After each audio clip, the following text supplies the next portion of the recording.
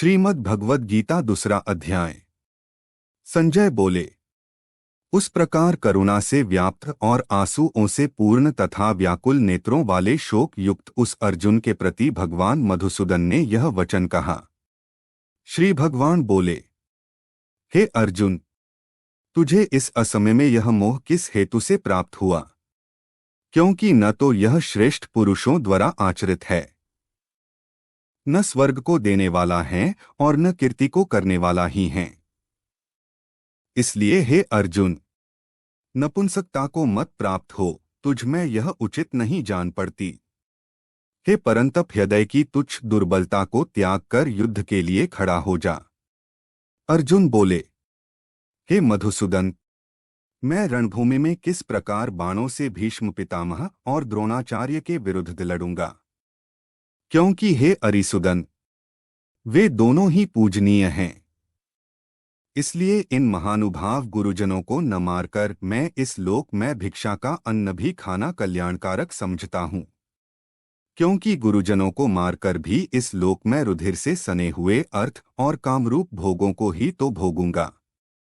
हम यह भी नहीं जानते कि हमारे लिए युद्ध करना और न करना, इन दोनों में से कौन सा श्रेष्ठ है, अथवा यह भी नहीं जानते कि उन्हें हम जीतेंगे या हमको वे जीतेंगे। और जिनको मारकर हम जीना भी नहीं चाहते, वे ही हमारे आत्मीय धृतराष्ट्र के पुत्र हमारे मुकाबले में खड़े हैं। इसलिए कायरतारूप दोष से उपहत हुए स्वभाव वाला तथा धर्म के विषय में मोहितचित हुआ मैं आपसे पूछता हूँ कि जो साधन निश्चित कल्याणकारक हो, वह मेरे लिए कहिए। क्योंकि मैं आपका शिष्य हूँ, इसलिए आपके शरण हुए मुझको शिक्षा दीजिए। क्योंकि भूमि में निष्कंटक धन धान्य संपन्न राज्य को और देवताओं के स्वामीपने को प्राप्त होकर भी मैं उस उपाय को नहीं देखता हूँ जो मेरी इंद्रियों के सुखाने वाले शोक को दूर कर सके। संजय बोले, हे राजन, निद्रा को जितने वाले अर्जुन अंतर्यामी श्री कृष्ण महाराज के प्रति इस प्रकार कहकर फिर श्री गोविंद भगवान से युद्ध नहीं करूंगा, यह स्पष्ट कहकर चुप हो गए। हे भरतवंशी धृतराष्ट्र, अंतर्यामी श्री कृष्ण महाराज दोनों सेनाओं के बीच में शोक करते हुए उस अर्जुन को हंसते हुए से यह वचन बोले। श्री भगवान बोले, हे अर्जुन, तू न शोक करने योग्य मनुष्यों के लिए शोक करता है और पंडितों जैसे वचनों को कहता है, परंतु जिनके प्राण चले गए हैं उनके लिए और जिनके प्राण नहीं गए हैं उनके लिए भी पंडित जन शोक नहीं करते। न तो ऐसा ही है कि मैं किसी काल में नहीं था, तू नहीं था, अथवा ये राजलोग नहीं थे, और न ऐसा ही है कि इससे आगे हम सब नहीं रहेंगे। जैसे जीवात्मा की इस देह में बालकपन, जवानी और वृद्धावस्था होती है, वैसे ही अन्य शरीर की प्राप्ति होती है, उस विषय में धीर पुरुष मोहित नहीं होता। हे कुंती पुत्र, सर्दी, गर्मी और सुख दुख को देने वाले इंद्रिय और विषयों के संयोग तो उत्पत्ति विनाशशील और अनित्य हैं, इसलिए हे भारत उनको तू सहन कर। क्योंकि हे पुरुष श्रेष्ठ, दुख सुख को समान समझने वाले जिस धीर पुरुष को ये इंद्रिय और विषयों के संयोग व्याकुल नहीं करते, वह मोक्ष के योग्य होता है। असत वस्तु की तो सता नहीं है और सत का अभाव नहीं है। इस प्रकार इन दोनों का ही तत्व तत्वज्ञानी पुरुषों द्वारा देखा गया है। नाशरहित तो तू उसको जान जिससे यह संपूर्ण जगत दृश्यवर्ग व्याप्त है। इस अविनाशी का विनाश करने में कोई भी समर्थ नहीं है। इस नाशरहित अप्रमेय नित्य स्वरूप जीवात्मा के ये सब शरीर नाशवान कहे गए हैं। इसलिए है भरतवंशी अर्जुन, तू युद्ध कर। जो इस आत्मा को मारने वाला समझता है तथा जो इसको मरा मानता है, वे दोनों ही नहीं जानते, क्योंकि यह आत्मा वास्तव में न तो किसी को मारता है और न किसी के द्वारा मारा जाता है। यह आत्मा किसी काल में भी न तो जन्मता है और न मरता ही है, तथा न यह उत्पन्न होकर फिर होने वाला ही है, क्योंकि यह अजन्मा, नित्य, सनातन और पुरातन है। शरीर के मारे जाने पर भी यह नहीं मारा जाता। हे पृथापुत्र अर्जुन, जो पुरुष इस आत्मा को नाशरहित, नित्य, अजन्मा और अव्यय जानता है, वह पुरुष कैसे किसको मरवाता है और कैसे किसको मारता है।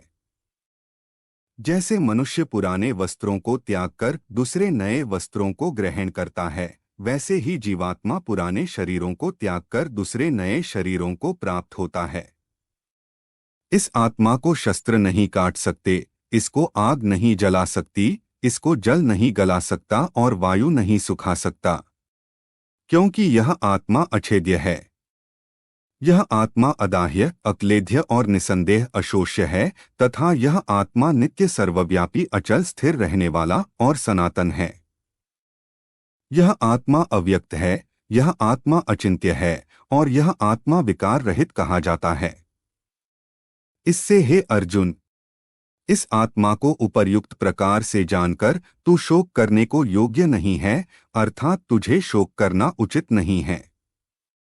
किंतु यदि तू इस आत्मा को सदा जन्मने वाला तथा सदा मरने वाला मानता हो, तो भी हे महाबाहो, तू इस प्रकार शोक करने को योग्य नहीं है, क्योंकि इस मान्यता के अनुसार जन्मे हुए की मृत्यु निश्चित है और मरे हुए का जन्म निश्चित है। इससे भी इस बिना उपाय वाले विश्व में तू शोक करने को योग्य नहीं है।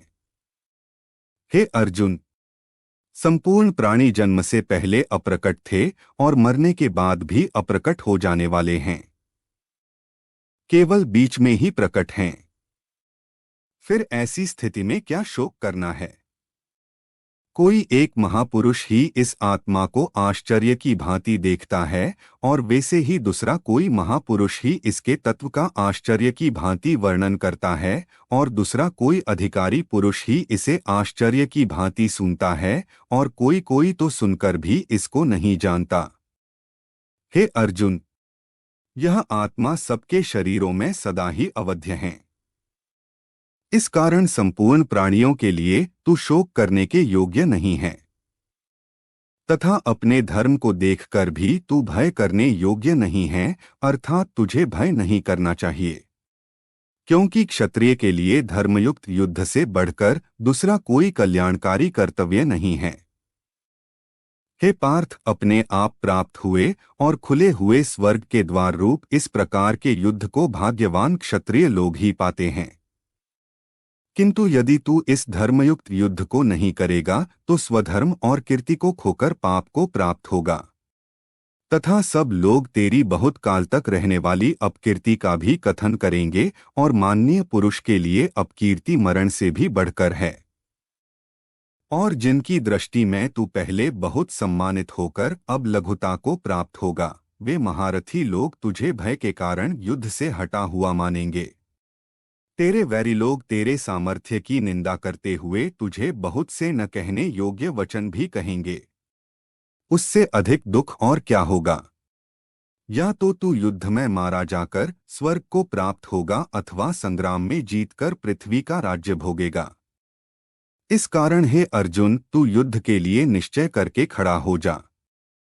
जय पराजय, लाभ हानि और सुख दुख को समान समझकर उसके बाद युद्ध के लिए तैयार हो जा। इस प्रकार युद्ध करने से तू पाप को नहीं प्राप्त होगा। हे पार्थ, यह बुद्धि तेरे लिए ज्ञानयोग के विषय में कही गई और अब तू इसको कर्मयोग के विषय में सुन। जिस बुद्धि से युक्त हुआ तू कर्मों के बंधन को भली भांति त्याग देगा, अर्थात सर्वथा नष्ट कर डालेगा।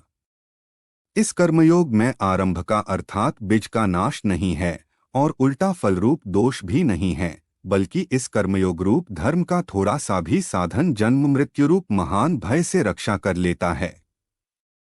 हे अर्जुन, इस कर्मयोग में निश्चयात्मिका बुद्धि एक ही होती है, किंतु अस्थिर विचार वाले विवेकहीन सकाम मनुष्यों की बुद्धियां निश्चय ही बहुत भेदों वाली और अनंत होती हैं। हे अर्जुन, जो भोगों में तन्मय हो रहे हैं, जो कर्मफल के प्रशंसक वेदवाक्यों में ही प्रीति रखते हैं, जिनकी बुद्धि में स्वर्ग ही परम प्राप्य वस्तु है और जो स्वर्ग से बढ़कर दूसरी कोई वस्तु ही नहीं है, ऐसा कहने वाले हैं, वे अविवेकी जन इस प्रकार की जिस पुष्पित अर्थात दिखाऊ शोभायुक्त वाणी को कहा करते हैं। जो कि जन्मरूप कर्मफल देने वाली एवं भोग तथा ऐश्वर्य की प्राप्ति के लिए नाना प्रकार की बहुत सी क्रियाओं का वर्णन करने वाली है, उस वाणी द्वारा जिनका चित्त हर लिया गया है, जो भोग और ऐश्वर्य में अत्यंत आसक्त हैं, उन पुरुषों की परमात्मा में निश्चयात्मिका बुद्धि नहीं होती। हे अर्जुन, वेद उपर्युक्त प्रकार से तीनों गुणों के कार्यरूप समस्त भोगों एवं उनके साधनों का प्रतिपादन करने वाले हैं, इसलिए तू उन भोगों एवं उनके साधनों में आसक्तिहीन, हर्ष शोकादि द्वंद्वों से रहित, नित्य वास्तु परमात्मा में स्थित योग क्षेम को न चाहने वाला और स्वाधीन अंतःकरण वाला हो। सब और से परिपूर्ण जलाशय के प्राप्त हो जाने पर छोटे जलाशय में मनुष्य का जितना प्रयोजन रहता है, ब्रह्मा को तत्व से जानने वाले ब्राह्मण का समस्त वेदों में उतना ही प्रयोजन रह जाता है। तेरा कर्म करने में ही अधिकार है, उसके फलों में कभी नहीं। इसलिए तू कर्मों के फल का हेतु मत हो तथा तेरी कर्म न करने में भी आसक्ति न हो। हे धनंजय, तू आसक्ति को त्याग कर तथा सिद्धि और असिद्धि में समान बुद्धि वाला होकर योग में स्थित हुआ कर्तव्य कर्मों को कर, समत्व ही योग कहलाता है। इस समत्वरूप बुद्धि योग से सकाम कर्म अत्यंत ही निम्र श्रेणी का है। इसलिए हे धनंजय, तू संबुद्धि में ही रक्षा का उपाय ढूंढ, अर्थात बुद्धि योग का ही आश्रय ग्रहण कर, क्योंकि फल के हेतु बनने वाले अत्यंत दिन है। संबुद्धियुक्त पुरुष पुण्य और पाप दोनों को इसी लोक में त्याग देता है, अर्थात उनसे मुक्त हो जाता है। इससे तू समत्वरूप योग में लग जा। यह समत्वरूप योग ही कर्मों में कुशलता है, अर्थात कर्म बंधन से छूटने का उपाय है। क्योंकि संबुद्धि से युक्त ज्ञानीजन कर्मों से उत्पन्न होने वाले फल को त्याग कर जन्मरूप बंधन से मुक्त हो निर्विकार परम पदों को प्राप्त हो जाते हैं। जिस काल में तेरी बुद्धि मोहरूप दलदल को भली भांति पार कर जाएगी, उस समय तू सुनेगुए और सुनने में आने वाले इस लोक और परलोक संबंधी सभी भोगों से वैराग्य को प्राप्त हो जाएगा। भांति भांति के वचनों को सुनने से विचलित हुई तेरी बुद्धि जब परमात्मा में अचल और स्थिर ठहर जाएगी, तब तू योग को प्राप्त हो जाएगा, अर्थात तेरा परमात्मा से नित्य संयोग हो जाएगा। अर्जुन बोले, हे केशव, समाधि में स्थित परमात्मा को प्राप्त हुए स्थिर बुद्धि पुरुष का क्या लक्षण है? वहाँ स्थिर बुद्धि पुरुष कैसे बोलता है, कैसे बैठता है और कैसे चलता है? श्री भगवान बोले, हे अर्जुन, जिस काल में यह पुरुष मन में स्थित संपूर्ण कामनाओं को भली भांति त्याग देता है और आत्मा से आत्मा में ही संतुष्ट रहता है, उस काल में वह स्थित प्रज्ञ कहा जाता है।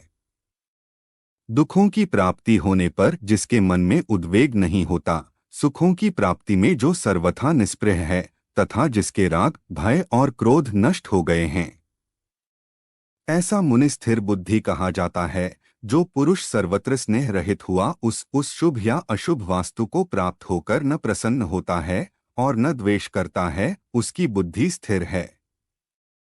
और कछुआ सब ओर से अपने अंगों को जैसे समेट लेता है, वैसे ही जब यह पुरुष इंद्रियों के विषयों से इंद्रियों को सब प्रकार से हटा लेता है, तब उसकी बुद्धि स्थिर है, ऐसा समझना चाहिए। इंद्रियों द्वारा विषयों को ग्रहण न करने वाले पुरुष के भी केवल विषय तो निवृत्त हो जाते हैं, परंतु उनमें रहने वाली आसक्ति निवृत्त नहीं होती।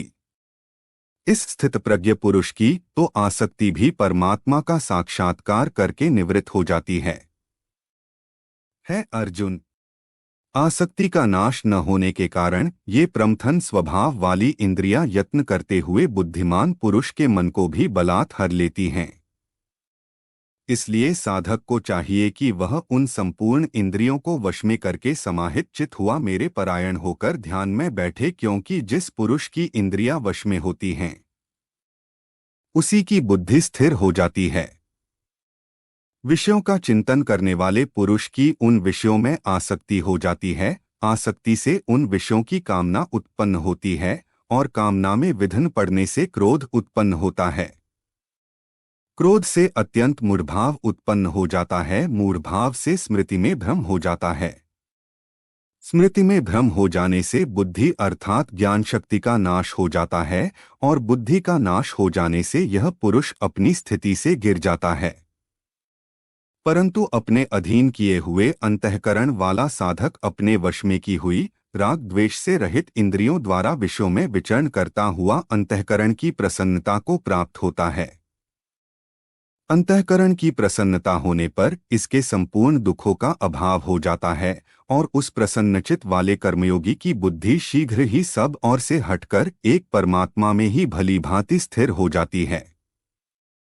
न जीते हुए मन और इंद्रियों वाले पुरुष में निश्चयात्मिका बुद्धि नहीं होती और उस युक्त मनुष्य के अंतःकरण में भावना भी नहीं होती तथा भावना ही मनुष्य को शांति नहीं मिलती और शांतिरहित मनुष्य को सुख कैसे मिल सकता है।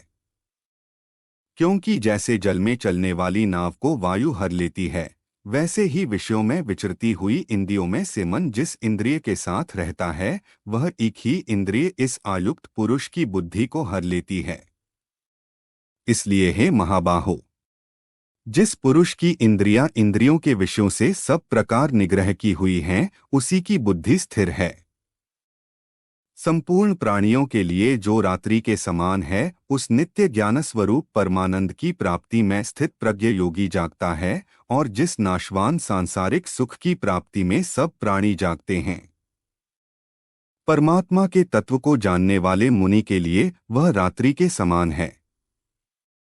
जैसे नाना नदियों के जल सब ओर से परिपूर्ण अचल प्रतिष्ठा वाले समुद्र में उसको विचलित न करते हुए ही समा जाते हैं, वैसे ही सब भोग जिस स्थितप्रज्ञ पुरुष में किसी प्रकार का विकार उत्पन्न किए बिना ही समा जाते हैं, वही पुरुष परम शांति को प्राप्त होता है, भोगों को चाहने वाला नहीं। जो पुरुष संपूर्ण कामनाओं को त्याग कर ममता रहित, अहंकार रहित और स्पृहरहित हुआ विचरता है, वही शांति को प्राप्त होता है, अर्थात वह शांति को प्राप्त है। हे अर्जुन, यह ब्रह्मा को प्राप्त हुए पुरुष की स्थिति है। इसको प्राप्त होकर योगी कभी मोहित नहीं होता और अंतकाल में भी इस ब्राह्मी स्थिति में स्थित होकर ब्रह्मानंद को प्राप्त हो जाता है। श्रीमद् भगवद गीता 2 अध्याय समाप्त।